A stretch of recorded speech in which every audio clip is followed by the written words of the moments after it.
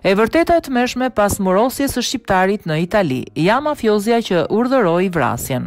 Pas vrasjes dhe murosjes së shqiptarit Astrid Lamaj, fshihet krimi hakmarrjes për një dashuri të lënë në mes dhe grabitjes së bijuve.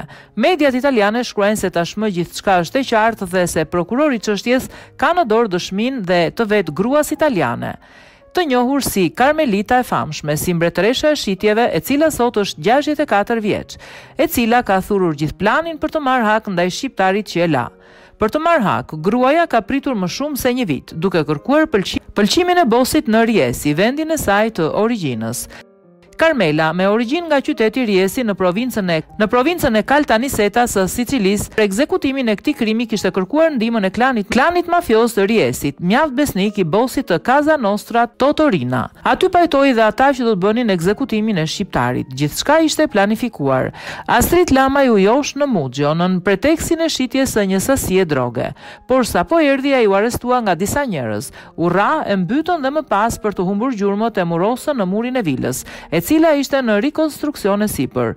Prokuroria thotë se autorët e vrasjes janë të lidhur me qarqet mafioze në Brianza, që kanë lidhje të ngushtë, edhe pse jo të lidhura drejt për drejt me Cosa Nostra. Gruaja e cila për 30 vjet ka jetuar në Gjenova ka vepruar me ftohtësi befasuese.